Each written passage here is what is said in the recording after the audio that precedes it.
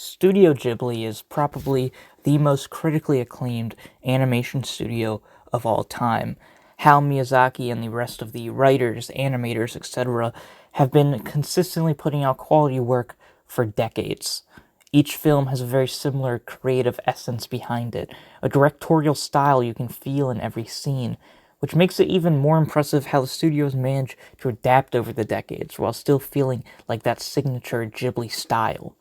It's this thematic consistency that I think is the most important part of the studio's legacy, whether it's the environmental pacifist themes, the looser story structure that goes against the traditional three-act structure, or the beautiful music and art direction. They all define Ghibli as a studio.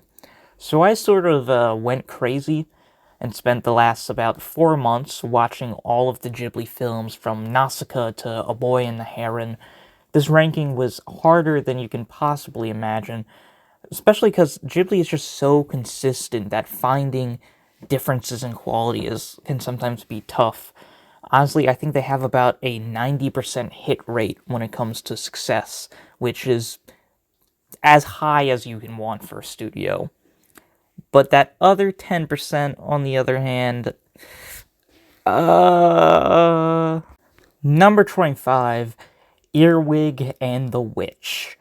I know I was just glazing the Miyazaki name, but goddamn, this movie is just straight trash. Released in 2020, Earwig and the Witch is the anti-Ghibli movie. All the beautiful 2D animation is replaced with a Monster House level 3D art style, and the writing has the charm of Chicken Little. Earwig is a story of a little girl finding herself in a world of magic. A pretty standard Ghibli plot. The only problem is that while characters such as Chihiro and Sophie are very likable surrogates for the audience to relate to, Earwig is a spoiled brat and I hate her. The other main character, the adoptive mother, is the antagonist and is arguably just as bad. 95% of this movie is just two terrible people being mean to each other. Now, usually you would set up these characters to have an arc, but nope. Earwig starts the movie as a manipulative brat and stays that way. The witch mom starts the film as a mean old lady and stays that way. Oh, but Earwig finds out that her abusive adopted family was in a band with her mom, and then they live happily ever after. What? For real, this movie just ends with a 6-month time skip where now they're all in love with each other. And also, the mom returns with no explanation. There's no actual story in this movie. It feels like I skipped most of it, but no. It's an hour of unpleasant setup, followed by 20 minutes of what I guess counts as an ending. Everything, even slightly redeemable about this movie, is derivative of previous Ghibli films. There's a talking cat character that's 10% as charming as the one in Kiki's. The music is good, but not exceptional, and some of the magic scenes are almost charming, but are done better in films like Spirited Away and Howl's Moving Castle. Now, the good thing is that this movie was made for TV, so it technically isn't a full feature-length Ghibli movie. So we can very easily just pretend it never existed, but god damn it, I still watched it.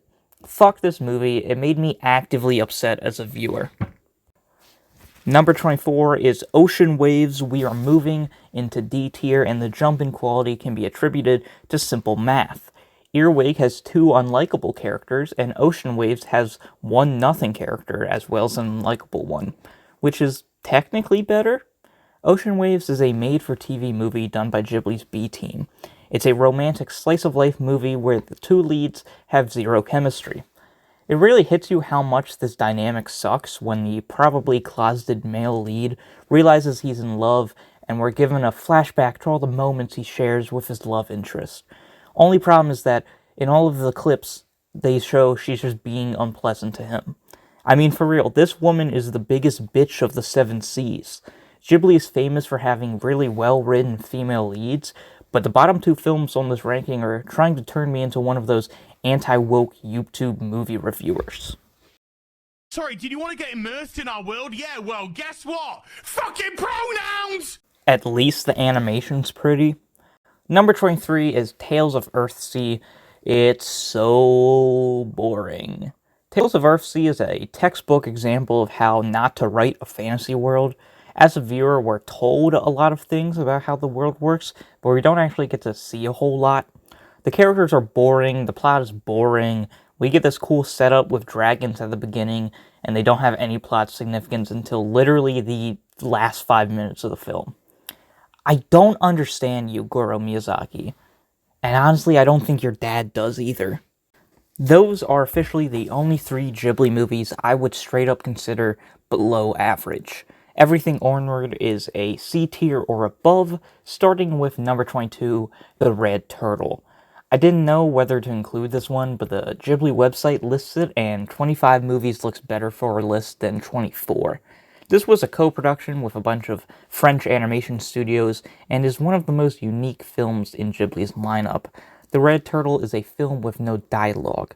Some of my favorite scenes are early on, where all we have in terms of sound is the rustling of leaves and the crashing of waves, giving this empty feeling that matches the Castaway-type plot. I thought this would be one of those slow burn movies, the type where the real impact or meaning needs time to fully absorb into your brain. But for me, that kind of just never happened. It's simple and it's beautifully animated, but left me feeling a bit empty.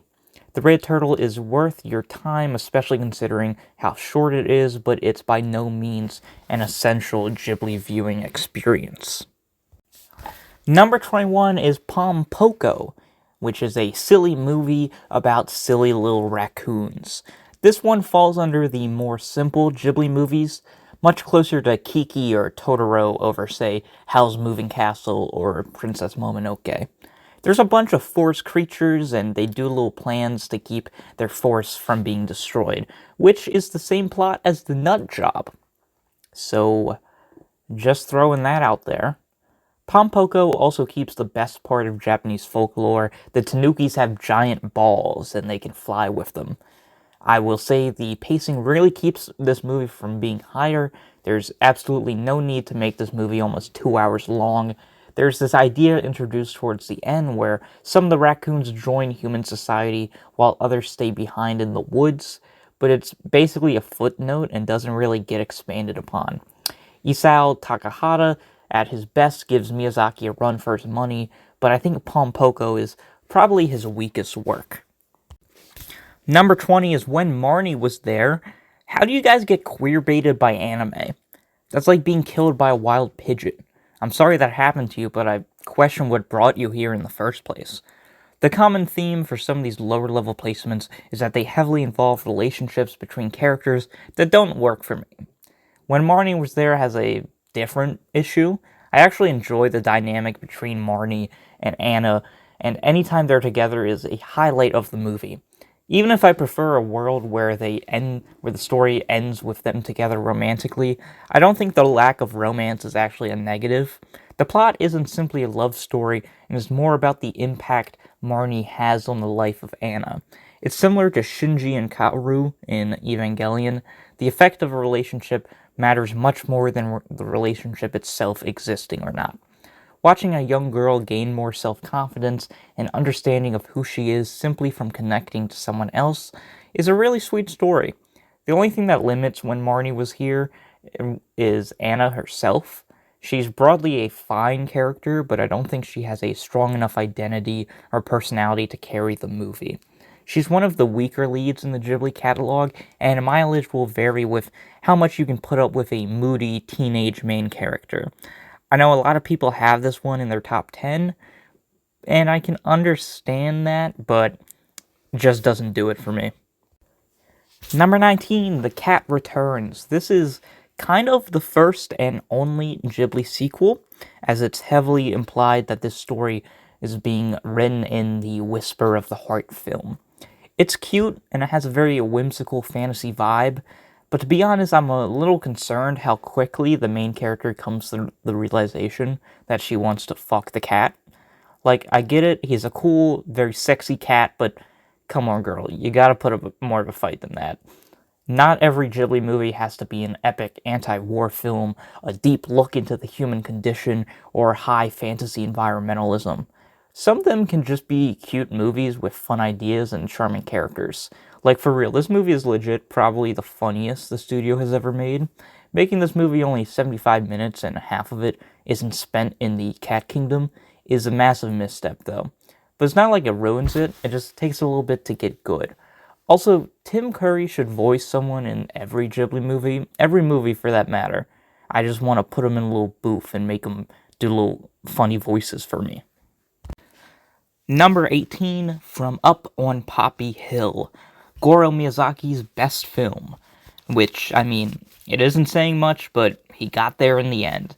This is one of the least talked about Ghibli movies, and I can understand why. It's not a fantasy setting, doesn't have the critical acclaim or Western attention.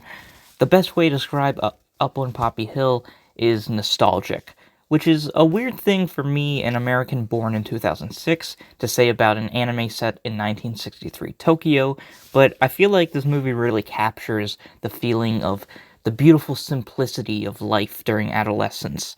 It's easy to get lost in the day-to-day adventures of the characters and their plight to try and rebuild and repair their school's clubhouse. You get a real cozy feeling watching this one, and the film still has a few striking things to say.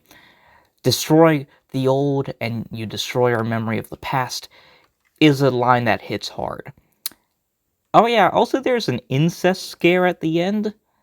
I mean, the two characters turn out to not be siblings, but, like, still, what the fuck, Goro? I was just starting to like you, dude. Bringing us into B tier is number 17, The Secret World of Arrietty. This movie has all of the charm and quiet, idealized beauty of gardening without having to do any kind of actual manual labor. Out of all the movies in Ghibli's catalog, Arrietty feels the most Disney-like. A young girl with curiosity actively goes against her family's wishes and interacts with a world foreign to her, thus in the process coming of age and growing as a person. That's like 5 Disney movies. The story structure makes sense when you consider Ghibli was just starting to get popular in the West and the studio was likely trying to appeal to that new audience. It's good, but it's not blow your socks off good, and suffers slightly from not having a very strong identity to stand out, as opposed to the rest of the Ghibli catalog. Also, this is one of the better movies to watch with the dub. Will Arnett is incredible as the dad, and Amy Poehler also stars in it, so there you go. Number 16, My Neighbor the Yamadas, was one of the most surprising and underrated films I watched for this video. The setup is very simple, the whole movie is just a collection of short stories following a family. The appeal doesn't just come from the unique animation, but how each individual chapter tells us a little bit more about the dynamics between the family. Honestly, everyone gets time to shine and showcase their personality. The father, son, and grandma are the clear highlights for me. I'm going to discuss Takahata's directional style now because it will become relevant when we get into the last 3 movies he made. It's sad he'll never get the recognition he deserves, but Takahata is truly one of the most skilled directors I've ever seen. He often has much more of an outside-the-box approach to filmmaking. A Takahata production will usually do something different with either the story structure or the visual style that enhances the more grounded, humanistic approach he has. Takahata seems more like a planner. Every bit of his movies are important to convey the central narrative, often diving into human behavior and asking the viewer to look more inward. Miyazaki, on the other hand, produces work that seems to flow more freely. Also, usually, though there are exceptions, Miyazaki's movies have us look more outward into the world around us, tackling themes that are more on a social level than an individual one. At least that's my take on the two. I think both are sort of perfect matches for each other, and Ghibli's catalog rarely gets going when they are just alternating, going band for band, incredible movie between incredible movie. Speaking of Miyazaki, number 15, My Neighbor Totoro. This one might piss people off, as Totoro is essentially the mascot for Ghibli. Totoro seems to be one of, if not the most popular movie on this list, and a lot of people have a lot of nostalgia. But I don't. I saw this movie as a fully formed adult, and I gotta say, I like it. I think if you don't have a smile on your face for the majority of the runtime of Totoro, you're morally dubious at best. It's so effortlessly charming in its animation and tone. There isn't really a plot, which some people won't enjoy, and it can be a bit of a shock to the system on a first watch, but I wouldn't refer to it as a weakness. The problem I have with this movie is that there just isn't a lot of Totoro himself in it. He's the namesake and highlight of the movie, and he's on screen for a shockingly small amount of time. And anytime he's not, the movie is still, it's fine, it's good. But I'm just kind of waiting for the big furball to show back up. I love Totoro, I love the animation, I love the cat bus, I love the overall tone and vibe of the movie. But I don't know if I love the movie itself. It definitely has uh, pieces that are stronger than the sum of its parts. Number 14, Only Yesterday. If you ask me to rank these movies in, say, a few years, this one might be in the top 10. It's definitely a movie that I feel like needs to sit with you. Similar to From Up on Poppy Hill, nostalgia plays a key role in the movie. 27-year-old Takio Okajima takes a trip to work outside for the holiday with her relatives, and through the course of the movie, it cuts between present day and Takayo's younger years. I adore the structure of the film and how it plays into the main character's story. Each flashback informs us more into who she is and also serves as these little coming-of-age slice-of-life stories. They both stand on their own while also fitting into the broader narrative. The romance plotline is fine. I don't particularly care for it, but it also isn't really the main point of the movie anyway. Only Yesterday masterfully balances the sense of loneliness and feeling of being lost in the world as a young adult, with the comfort our memory of childhood can bring, a longing for simpler times. I get the feeling as I grow older I might start to relate with this one even more, but for now, it stays at number 14. Number 13, Howl's Moving Castle. This one might get me crucified. Most people will have Howl in their top 5 or top 10. It's easily one of the most beloved Miyazaki films of all time. And look, I understand why. The animation and fantasy world building is nothing short of enchanting.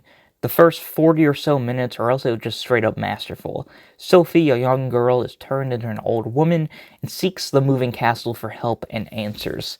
Honestly, one of my favorite scenes is towards the beginning. It's just watching Sophie move up a large hill, trying to overcome the newfound limitations of her own body.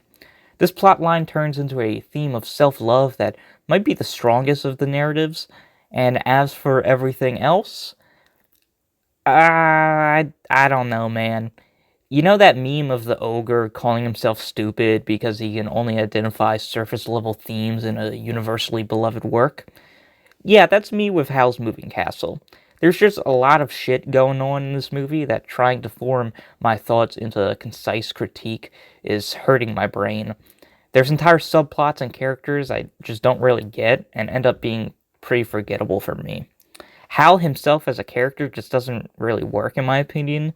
He sporadically bounces between being a moody teenager and a sophisticated gentleman. I'm sorry, guys, this movie is still really good. I can acknowledge its quality, but just doesn't fully click for me. This is definitely the favorite Ghibli movie of straight women who want to fuck the Birdman, which, to each their own. Number 12, Kiki's Delivery Service. Pretty much everybody loves this one, and it's easy to tell why. A young witch girl essentially takes a gap year in a small town and acts as a delivery girl. And God, this movie is just so charming. I have a smile on my face every time I watch it. All the characters from Kiki, her cat, and the townsfolk are likable. Kiki's growth is subtle but very rewarding to watch. She struggles to find her place in this new world, away from her family, but over time finds it, making for a perfect coming-of-age film. A great comfort movie that you can watch over and over and never get bored of.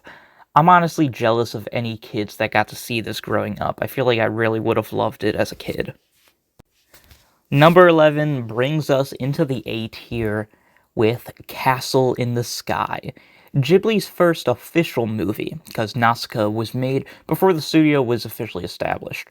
Castle in the Sky is one of the purest adventure films you can find out there. This is one of the most exciting, plot-driven, and fast-paced movies the studio has ever made.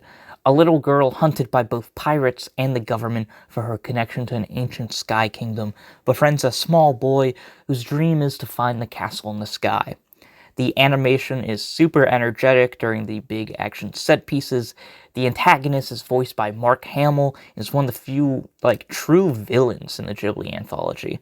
Everything is kept simple with the plot and the characterization, but, so is Star Wars, so that isn't a bad thing.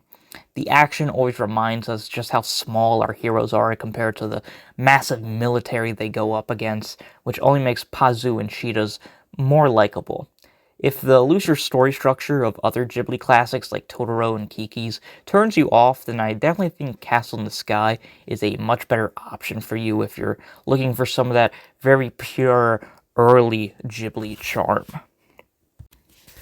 Number 10 is Ponyo! Everybody loves Ponyo. Come on, she's an adorable little fish girl. Ponyo kind of feels like an improved version of My Neighbor Totoro. The animation has a more unique art style, there's a little bit more of a plot, the human characters are more likable. I especially love the mom character, who is just the most reckless driver in all of fiction. It's a small detail, but it really adds to the movie. Unlike Totoro, Ponyo is actually in most of the film, and she's so cute. I love this little fucker, and the friendship that develops is heartwarming. The environmental themes feel a little bit forced and underdeveloped, and the third act feels a bit formulaic, but none of that really matters because Ponyo is just such a nice movie. I love Ponyo. Chances are you love Ponyo. I've straight up never met someone who doesn't love this movie. Go watch it, because it's Ponyo. Number 9 is The Wind Rises. This is possibly Miyazaki's most personal film. Understanding his backstory as the son of a World War II mechanic and his love of all things flying really helps add to this movie. The Wind Rises is loosely based on a biography of airplane designer Jiro. I probably should have screened these names before recording this, but it's fine. Horikoshi. Jiro Horikoshi. I watch so much fucking anime, you'd think I'd learn how to say Japanese names. Whatever. Look, I don't give a shit about airplanes, but Miyazaki is such a fucking artist that he's able to convince me of the beauty of things I never think about, which is the mark of a truly good biopic in my opinion. The Wind Rises also has one of the more well-written Ghibli romantic side plots. The entire film has this quiet sense of tragedy underlining it. Flying is beautiful. All Jiro wants to do is design planes, and yet he knows his creations will be used for destruction. And the film doesn't shy away from showing us this destruction. Though an argument can be made, this film kind of downplays Japanese imperialism, very much points at the Germans and goes, they're the most evil bad guys, unlike us. But that's a separate conversation for another day. In the end, however, what the film is truly about is dreams. How dreams are beautiful things that guide us and define who we are. This movie would have been a perfect send-off to Miyazaki's career. Though, honestly, I'm glad he stuck around for one more masterpiece. This movie is great. Very underrated. Possibly the most underrated Ghibli movie, in my opinion. Number 8 is Porco Rosso. I don't have a real analysis for this one, I just think it's really, really cool. Porco Rosso is about a World War I fighter pilot, because the idea of flying makes Miyazaki hard, and also he's a pig man. The animation is that peak 90s aesthetic of anime. Michael Keaton plays the pig, there's a love triangle that's actually good, which is incredibly rare for any movie. The political themes are present, but not really the sole focus. The focus is simply having a really fun action movie. I enjoy the dynamic between Porco and his student, the final dogfight is badass, and the movie has one of the coldest lines of all time. I'd rather be a pig than a fascist. Just watch it, it's great. Alright, strap yourselves in because we've now reached the S tier. Depending on the day, number 2 through Number 3 through 7 could be moved around, but for now, this is the ranking I'm going with. At number 7, Whisper of the Heart. Possibly the most underrated Ghibli movie, Whisper of the Heart is a coming-of-age film about how the joy of creation and self-expression can guide us in our discovery of who we are. Which, like, I don't know, I think that's a pretty beautiful message. We've talked a lot about the strength of Ghibli's writing for their female leads, and I do believe Shinjuku deserves to be up there with the likes of Nausicaa, Sophie, and Chihiro. Whisper of the Heart perfectly balances the romance and chemistry between the two main characters with their own separate personal growth. Often, good Ghibli movies are kept from entering the legendary status because of either wonky pacing or thematic elements not being fully developed. What I love about Whisper of the Heart is how focused and concise everything is.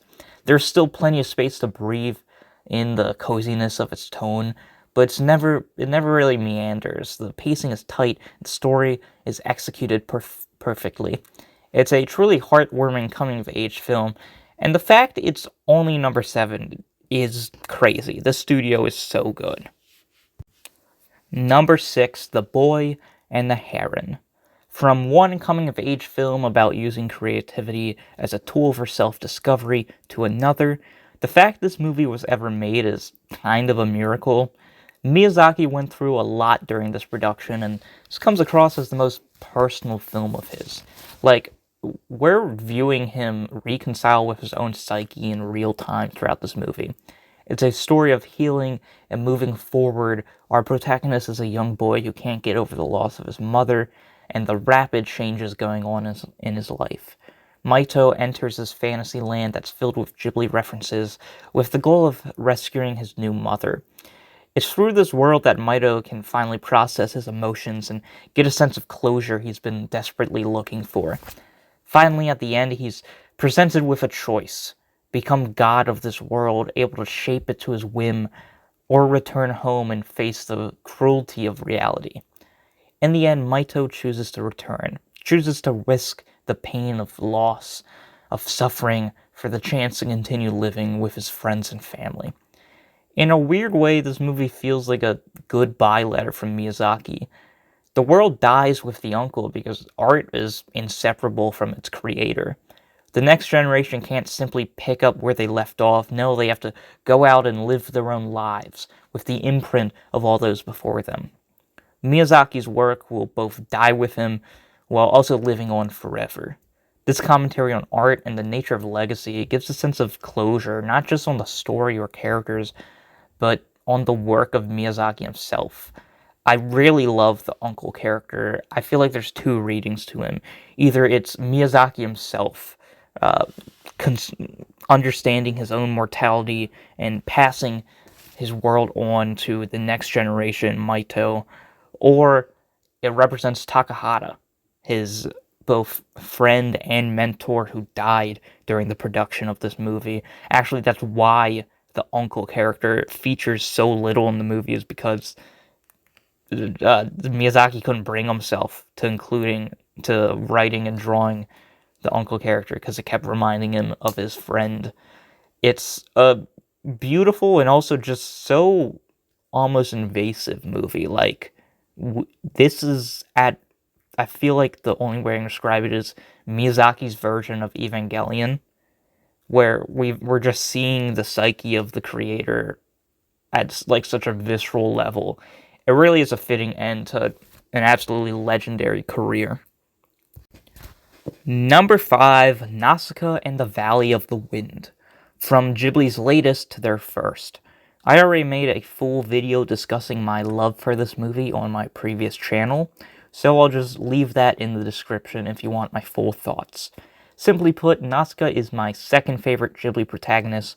The world building is really interesting. I mean, Miyazaki wrote a whole manga just to explore this world.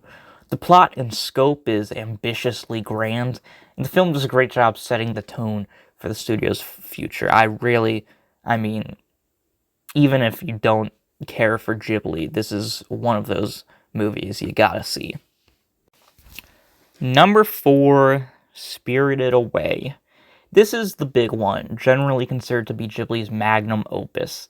The vast majority of websites will place this at number one, probably will have in the top 10 movies in general, and yeah, it's a damn near perfect film. It's a perfectly realized movie. Every aspect is explored as much as it needs to be. Nothing overstays its welcome, and nothing is underdeveloped to the point of harming the story. It's a beautiful world built on equal parts magic and whimsy, as well as a darkness that lingers in the background. Chihiro's growth as a character is just so natural, going from a scared, anxious child to a strong, confident person facilitated by the need to survive and save her family. The overarching plot is great, but at the same time, the episodic feel of this movie might be the secret to its success. This world is just so interesting and each character so memorable, even if they only have 15 minutes of screen time. So many are burned into my head, from Chihiro running through the flowers to the dragon spirit, Yudbaba, the unsettling nature of No Face, all the customers of the bathhouse. I love everything about this film. It's as close to perfect as it gets. I just like three movies slightly better. Francois Truffaut, a French filmmaker, once said that there is no such thing as an anti-war movie. That the very act of showing war, the battles, the scale, the excitement of it is, in a visual medium, inherently glorifies the violence and destruction war brings.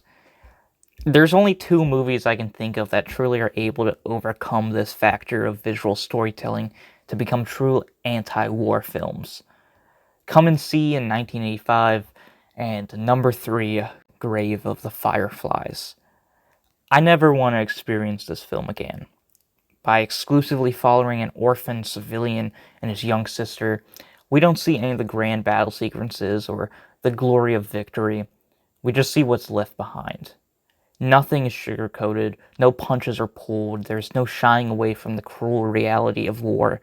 It's heart-wrenching scene after heart-wrenching scene, without ever feeling like too much or resorting to pure shock value.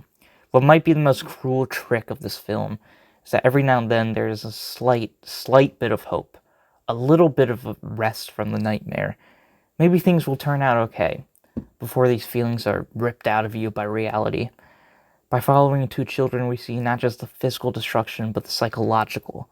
We're asked to wonder who suffers more, those that die in tragedy or those who survive. A masterful piece of art that I did not enjoy experiencing at all. Number 2, The Tale of Princess Kaguya, the last and greatest film Takahata ever made. The only word I can use to describe this film is magical. I mean, like, truly, the entire runtime, I'm just in awe at how masterful the people who made this is. Isao Takahata's magnum opus. The art style isn't just beautiful to look at, but narratively fitting given the story's origins as a Japanese folk tale. Kaguya somehow manages to balance multiple heavy themes expertly. Towards the beginning, it's not obvious where you're being led, but by the end, everything just clicks. Kaguya struggles with the unfair societal pressures being placed on her as a new princess, the objectification she faces by the males in her life who only see her as a status symbol, and then, despite this, still just finding joy in life. It's powerful. It's a perfect film about what it means to be human. It has one of the most gut-wrenching endings to any film I've ever seen. I was tearing up and sitting in silence while the credits rolled. If I had to choose one thing to represent animation as an art form, it might be this movie. Objectively speaking, this is probably the greatest Studio Ghibli movie of all time. I mean, there's no flaws in this. It is one of the greatest films I've ever seen. I just personally like one just a little bit more, though. The number one greatest Studio Ghibli movie is Princess Mononoke. This is my favorite film of all time. Since I first watched it a few months ago, I've gone back and rewatched it, showed it to my friends and family close to a dozen times. One day I will probably make a massive retrospective review of the entire film, just breaking down every single scene. Simply, a section of a broader video doesn't nearly do the justice I feel it deserves. So for now, I'll just talk about the one scene that's been stuck in my head for months. Ashitaka, the protagonist, sent to settle a dispute between the nature and humanity, approaches San, the girl raised by wolves who's rejected her own humanity. Ashitaka tries to make peace with San, but in her anger, she stabs him. And then, instead of retaliating, prolonging the cycle of violence, Ashitaka simply embraces San, the woman who literally stabbed his heart, and apologizes. Look at this fucking scene, man. Look at the emotion in San's face as though in this moment a curse has been lifted from her. She now sees with eyes unclouded by hate. And I think this is where we have to say goodbye. There's a little teaser of the massive video I may make, maybe in a few months, maybe in a few years. But something tells me this won't be the last time I talk about Princess Mononoke. It is a truly masterful work, from the animation to the grandness of the plot to the characters to the conflict. I love everything about this movie, but I think this is where we have to say goodbye. Thank you for sitting here and listening to me ramble about art. I really appreciate it. If you have a favorite Ghibli film, any fun facts or personal anecdotes, please share them in the comments. I would love to read that and just interact with more Studio Ghibli fans. Sorry for the length, but I mean, it's 25 movies and I had a lot to say about them. Animation is pretty cool. That's what I'll leave off on. Bye.